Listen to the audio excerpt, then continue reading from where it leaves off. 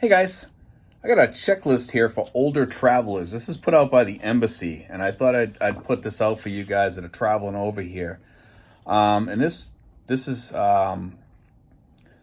put out for anybody coming to the Philippines. What you should do, whether you're visiting or becoming permanent here, you should also check in with a thing called the STEP program. And I want to talk about that before I start this. The STEP program lets you enter all your information and all that stuff, and you just go on there and fill all that out. But they're coming up with a better one, and it's going to be out in September. So in September, go back on the embassy website, September, October. Check out the site, and they're gonna have a new plan on there. Step is gonna be like kind of phased out, I guess, and they're gonna have this new thing.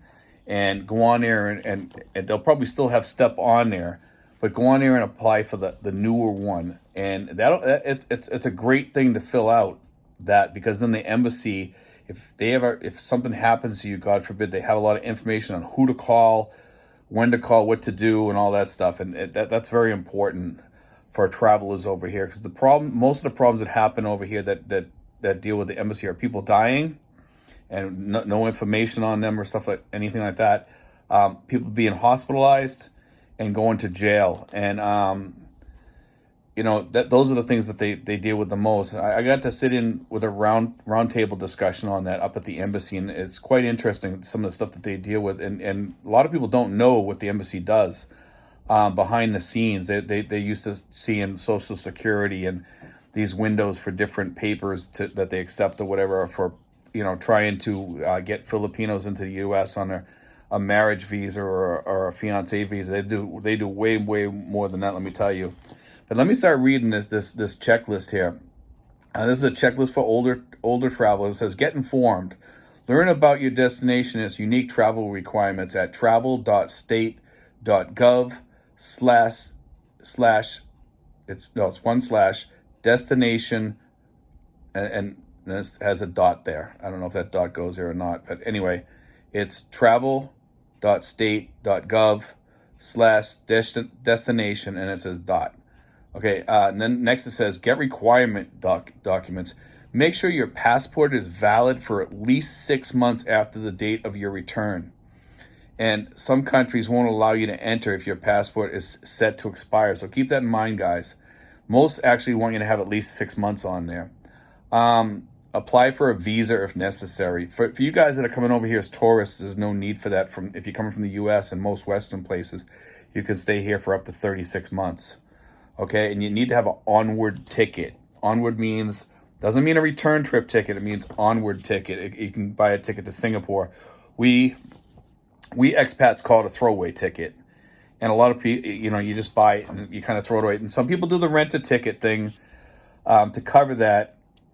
I heard that they are catching on to that a little bit, so I'd be very careful about that. And some people get away with it. Some people do. They get lucky. It depends on who you have as an officer when you're coming through. Let's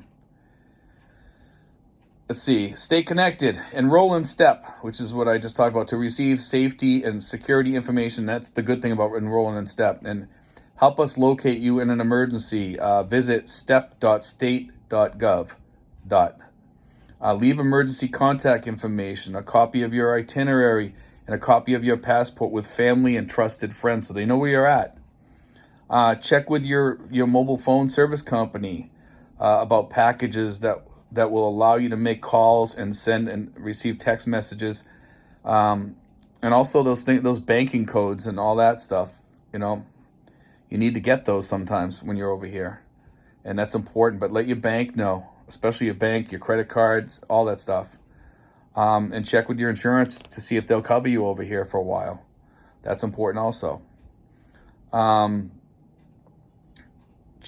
Let's see. Inform your bank and credit card company that you will be traveling overseas. The next one is, ask if your bank has any international banking partners where you can safely deposit or withdraw funds as needed. Some banks work with other banks, but most banks over here do not. Okay. For extended trips and living abroad, learn more about federal benefits, obligations, and voting at travel.state.gov/FEDBEN. Okay. Next one is consider medical challenges. Consider purchasing additional health insurance, including for medical evacuation in the event you need to return to the U.S. unexpectedly. Let me tell you something. That medical evacuation stuff is really good. If you're coming over here as a tourist, it's good to have that on there. Or if you got the money and you're going to live here long term and you want to go home to get, let's say you have massive heart issues or something like that, you might think about, having that medical evacuation insurance. It's kind of nice to have that. It can cost $100,000 or more to pay for that stuff. Remember that Medicare does not provide coverage overseas. Keep that in mind. Private insurance plans may require you to pay for costs directly before getting reimbursed.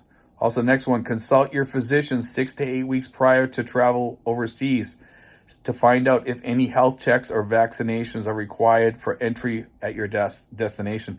You also may want to get the recommended vaccinations over here. And one of them I tell people is get hepatitis. Get hepatitis for sure. Okay, 16.7% of the people over here have hepatitis. Okay, take extra medication in case your itinerary changes, and keep it in its original bottle. That's important. Know the generic name for your medication, as those generic names may be more recognizable at pharmacies in a foreign country. Check with the embassy or consulate of the country you plan to visit to ensure that your medications are not considered illegal substances under local laws. You can call the embassy and you can ask them those questions, because there are some illegal medications here in the Philippines and in other countries too. If you have mobility difficulties or you use a wheelchair, determine what access and accommodations are for restaurants, bars, bathrooms, swimming pools, and other public spaces. And that's a big one over here in the Philippines. They're not really well suited to people that are in wheelchairs at all here. Okay, keep that in mind. Also, you should carry an information card in your wallet, and you'd be surprised what I'm gonna tell you at the end here. You're gonna be surprised what they tell you to put on it. Number one, it's your name, your passport number, your emergency contact name, somebody that can help, the embassy officials or whatever, if they are emergency officials. Emergency contact phone number you need for your emergency contact. But the thing that surprises me, it tells you to put your U.S. embassy address and phone number on there. And the phone for the embassy here is +63-2-301-2000, and the email is acsinfo@state.gov. Okay, and you want to have that on there. So that's in case something happens to you. They can call the embassy. If you're out of it, they'll say, well, let's call the embassy and get help for this guy. And the embassy has people that work helping people to a certain extent, contacting people, things like that. Because maybe these people, if you're stuck in a hospital, they're not going to call home to the United States. They're going to call the embassy, and the embassy is going to make those phone calls and let them know where you're at. Okay, and probably give them the phone number to the hospital, and the people back home have to call. So you may want to leave some money back home just in case of an emergency. Give them $100 for phone calls or what have you. Just something to do. But that's all the checklists that I have on here. I also did a checklist for coming over here a ways back. That's a little bit different. It's for moving over here. Okay, and it's probably like about maybe a year old now, that video. It's got me and Justin on there, and you can find that about a year ago. I have 1,500 videos on there now. So, but if you look on there, you can find it, the checklist. Okay, and that should help you guys a lot. Anyway, guys, God bless. Take care, and if you guys traveling here, just be safe. And that checklist is really important.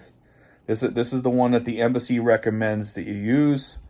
And, and like I said about this, I want to say about the STEP program, make sure that you guys go back on there come September or October when they have the new STEP program. And they're going to call it something else. I'm not sure what they're going to call it, but I was told that to let people know that they're going to have to, if you sign in for STEP now, if you're coming now, you should go back in and sign in on that new program. And it'll tell you on there. You'll see it on there.